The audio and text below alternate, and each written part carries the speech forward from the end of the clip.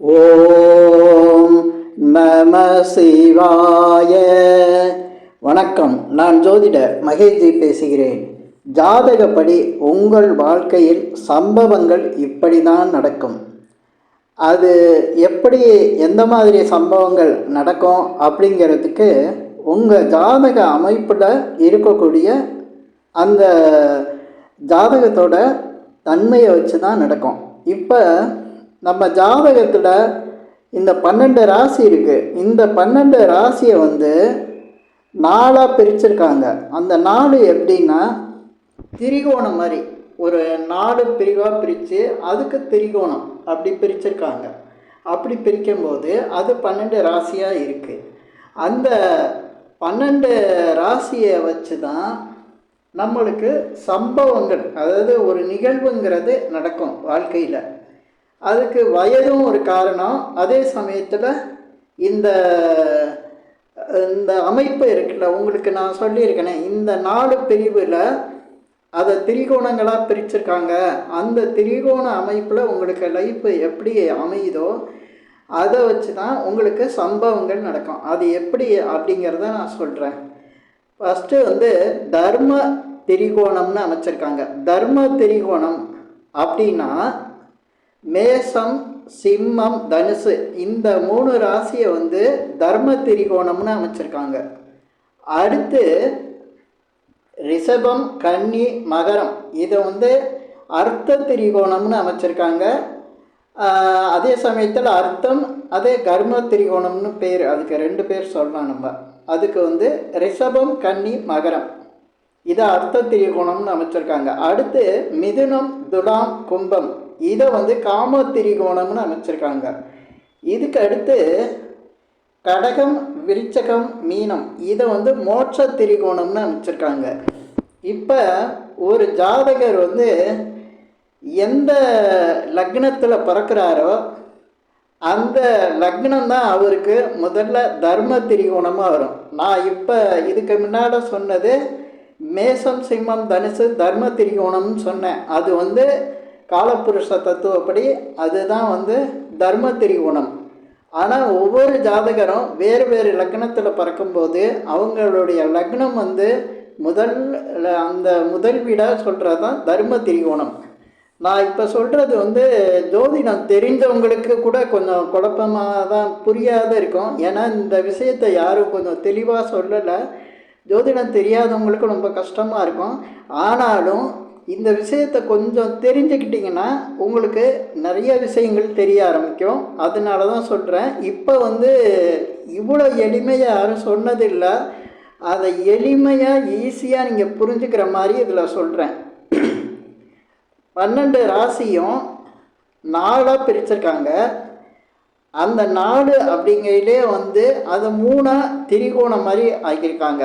அப்போ தர்ம திரிகோணம், அதுக்கடுத்து அர்த்தம் அல்லது கர்ம திரிகோணம், அதுக்கடுத்து காம திரிகோணம், அடுத்து மோட்ச திரிகோணம், இப்படின்னு பிரிச்சிருக்காங்க.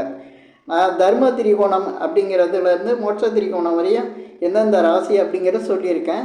அதே போல் ஒவ்வொரு லக்னத்துக்கும் தர்ம திரிகோணம், அர்த்த திரிகோணம், காம திரிகோணம், மோட்ச திரிகோணம் நீங்கள் உங்கள் ஜாதகத்தில் பார்த்துட்டா உங்களுக்கு புரியும். இப்போ இதெல்லாம் எதுக்கு சொல்லியிருக்காங்க அப்படின்னா, இப்போ ஒரு மனுஷங்களுக்கு ஒவ்வொருத்தருக்கு ஒரு லைஃப்பில் சம்பவங்கள் நடக்குது. அந்த சம்பவங்கள் நடக்கிறதுக்கு அதுக்கு மூலமாக இருக்கிறது நம்மளுடைய ஜாதகம். அந்த ஜாதகத்தில் உள்ள அந்த அமைப்பு தான் அவங்களுக்கு சம்பவமாக நடக்கும். அப்போ இந்த திரிகோணங்களை பிரிச்சிருக்காங்கள, தர்ம திரிகோணம், அர்த்த திரிகோணம், காம திரிகோணம், மோட்ச திரிகோணம் பிரிச்சிருக்காங்கல்ல, அதில் தர்ம திரிகோணம் அப்படிங்கிறது லக்னம். அந்த லக்னத்திலேருந்து 5வது இடம், 9வது இடம் எல்லாம் தர்ம திரிகோணமாக அவருக்கு, அந்த ஜாதகருக்கு அமையும். அப்போ இந்த இடங்கள் சம்மந்தப்படுறது தான் அவருடைய சிந்தனையாக இருக்கும். ஒரு ஜாதகருக்கு தர்ம திரிகோணமாக எந்த அமைப்பு, லக்னம், 5ஆம் இடம், 9ஆம் இடம், இந்த விஷயங்கள் தான் அவருடைய சிந்தனை லட்சியமாக இருக்கும். இப்போ இதுக்கு ஒரு சின்ன உதாரணம் சொல்கிறேன். ஒரு தர்ம திரிகோணத்தில் முதல் நட்சத்திரமாக எது வருதோ இப்போ ஒவ்வொரு ராசிக்குள்ளேயும் 3 நட்சத்திரம் வரும். அதில் 2 நட்சத்திரம் முழுமையாக இருக்கும், ஒரு நட்சத்திரம் ஒரு பாதம் இருக்கும். சில இதில் பார்த்திங்கன்னா ஆரம்பிக்கும் போது 3 பாதம் ஆரம்பிக்கும், அடுத்து 1 முழு நட்சத்திரம் இருக்கும், அடுத்து 2 பாதம், இப்படி இருக்கும். ஆனால் 9 பாதம் இருக்கும். அதில் எதுவாக இருந்தாலும் குறைபாடாக ஆரம்பித்தாலும் சரி, இப்போ 3 நட்சத்திரத்தில் ஆரம்பித்தாலும் சரி, 2 நட்சத்திரத்தில் ஆரம்பித்தாலும் சரி, இல்லை முழு நட்சத்திரத்தில் ஆரம்பித்தாலும் சரி. ஏன்னா இப்போ மேஷங்கிறது முழு நட்சத்திரத்துலேயே ஆரம்பிக்கும். அதே ரிஷபத்தில் பார்த்திங்கன்னா ஒரு பாதம் இருக்காது, 3 பாதம் உள்ள நட்சத்திரம் கிருத்திகை தான் ஆரம்பிக்கும்.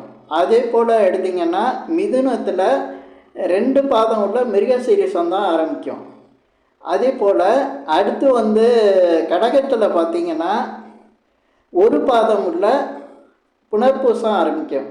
இப்படி ஒரு இது இருக்கும். ஆனால் அந்த முதல் நட்சத்திரம் தான் உங்கள் லக்னத்துக்கு முதல் அந்த எந்த பாதம் வருதோ அதுதான் அவருடைய சிந்தனையை ஜெயிக்க வைக்கக்கூடிய நட்சத்திரம். இப்போ ஒருத்தர் அஸ்வினியில் முதல்ல மேச லக்னத்துலேயும் பிறந்துட்டாருன்னு வைங்களேன், அவருக்கு முதல்ல வர அந்த முதல் பாதமே அஸ்வினியில் வரும் கேது.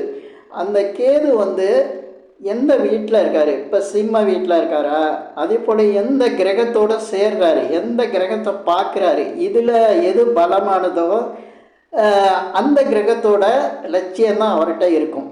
இது தாங்க தர்ம திரிகோணத்தை பற்றி சொல்கிறது. இந்த சம்பவம் அவர் வாழ்க்கையில் நடக்கும். அது எப்படி அப்படின்னா, இப்போ அந்த அஸ்வினி நட்சத்திரங்கிறது கேது, அதோட அதிபதி கேது. கேது போய் சூரியனோடு சேர்ந்தாருன்னா அவர் அரசு சம்மந்தப்பட்ட விஷயங்களில் ஆர்வமாக இருப்பார், அரசு வேலைக்கு போவார், அரசாங்கத்தில் பதவியாக இருப்பார், தலைமை பதவி. அதே போல் தந்தையோட வேலையை செய்யக்கூடியவர். இந்த மாதிரி அவருடைய லட்சியங்கள், அந்த தந்தையோட தொழிலை செய்யக்கூடியவர். இந்த மாதிரி விஷயங்கள் தான் நம்ம சூரியனோடு சேரும்போது அப்படி எடுத்துக்கணும். இதுவே குருவோடு சேர்ந்துட்டார் அப்படின்னா அவர் ஆன்மீக சம்மந்தப்பட்ட விஷயங்களில் இருப்பார் அப்படிங்கிறது இந்த சம்பவம் அவர் வாழ்க்கையில் நிகழும். அதை நம்ம அந்த திசா புத்தி வரும்போது கோச்சார ரீதியாக கிரகங்களும் அமையும் போது அவருடைய வயசையும் வச்சு சொன்னால் அந்த சம்பவம் அப்படியே நடக்கும் அவருக்கு. இப்போ புதனோடு சேர்ந்துருக்காரு, ஒரு ஆசிரியராக ஒரு வேலைக்கு போவார், ஜோதிடராக இருப்பார், ஒரு ஆடிட்டராக இருப்பார். அது பக்கத்தில் உள்ள கிரகங்களையும் பார்க்கணும், அந்த வீடையும் பார்க்கணும். அப்போ நம்ம அவருடைய பலனை, அவருடைய சம்பவத்தை நம்ம சொல்லிடலாம். அதே போல் அதுவே ஒரு சுக்கிரனோடு இருக்கார், அவர் ஒரு பணக்காரராக இருப்பார், வசதி வாய்ப்புகள் உள்ளவராக இருப்பார். அதே சமயத்தில் அவருக்கு பணம் சம்மந்தப்பட்ட இடத்துல பேங்க்கில் வேலை பார்க்கலாம். இந்த மாதிரி நிறைய அந்த சுக்கிரன் காரகத்துவத்தை வச்சு அவர் வாழ்க்கையில் அந்த வயசுக்கு நடக்கிற சம்பவத்தை சொல்லலாம். இப்படி தர்ம திரிகோணம். அதே சமயத்தில் இப்போ தர்ம திரிகோணங்கிறது அவருடைய சிந்தனை லட்சியம்னு சொல்லிட்டேன். அது அவருக்கு வாழ்க்கையில் சம்பவம் நடக்கும் அவருக்கு. இதே போல தான் தர்ம திரிகோணம், அர்த்த திரிகோணம்னு சொல்லக்கூடிய 2வது. இது எதன் வழியாக அவருக்கு சொல்லணுன்னா, அவருக்கு பணம் எந்த வழியில் வரும். இப்போ அவருக்கு அரசு வேலைக்கு போகிறாரு அப்படிங்கிறத நம்ம கன்ஃபார்ம் பண்ணணும் அப்படின்னா அர்த்த திரிகோணத்தை பார்க்கணும். 2வதா அவருக்கு அர்த்த திரிகோணம் அவர் எதன் மூலமாக பணம் சம்பாதிப்பார் அப்படிங்கிறதையும் வச்சு பார்க்கணும். அப்போ அந்த சம்பவத்தையும் நம்ம கணக்கு போட்டோம்னா கரெக்டாக வந்துடும். அப்போ இதன் மூலமாக அவர் அரசு வேலைக்கு, அரசில் பணம் வாங்குவார், வேலைக்கு போவார், பெரிய தொழிலதிபராக இருப்பார், தந்தையோட தொழிலை செய்வார் அப்படிங்கிறத சொல்லலாம். கர்ம திரிகோணம், அர்த்த திரிகோணத்தை வச்சு சொல்லலாம். இதுக்கடுத்து காம திரிகோணம்னு வருது. இந்த 3வதாக வரக்கூடிய காம திரிகோணம் அவருடைய திருமணத்தை பற்றி சொல்கிறது, குழந்தை பிறப்பை பற்றி சொல்கிறது, அவர் வாழ்க்கையில் அவருக்கு சொகுசான வாழ்க்கையெல்லாம் எப்படி கிடைக்கும் அப்படிங்கிறத நம்ம அந்த காம திரிகோணத்தை வச்சு அவருடைய விஷயங்கள், அவர் வாழ்க்கையில் அந்த வயசுக்கு தகுந்த அந்த நிலைகளை வந்து சொல்லலாம். இதுக்கு அடுத்து மோட்ச திரிகோணம். காம திரிகோணம், இந்த தர்ம திரிகோணம் 1, 5, 9, அர்த்த திரிகோணம் 2, 6, 10, காம திரிகோணங்கிறது 3, 7, 11, அதே போல் மோட்ச திரிகோணங்கிறது 4, 8, 12.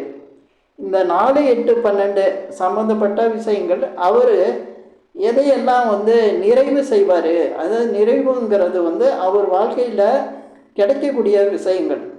இந்த 4, 8, 12 அதே போல் அவருடைய ஆன்மீக சம்மந்தப்பட்ட விஷயங்கள். இது வந்து இந்த மோட்ச திரிகோணத்தை வச்சு நம்ம சொல்லலாம். இப்படி தான் வந்து இந்த ஜோதிடத்தில் 4 ராசியாக வந்து நான் பிரித்து ஒவ்வொரு இதுக்கும் 3 திரிகோணமாக பிரித்து கொடுத்துருக்காங்க. இதை வச்சு தான் நம்ம ஜாதகத்தில், அது கொஞ்சம் பெரிய சப்ஜெக்ட் தான், இதை நான் கொஞ்சம் சுருக்கமாக தான் இதில் பேசியிருக்கேன். தர்ம கர்ம காம மோட்சம் அப்படிங்கிற தலைப்பில் நான் இதில் பேசியிருக்கேன். ஒரு சின்ன பாயிண்ட்டு க்ளூ கொடுத்துருக்கேன்.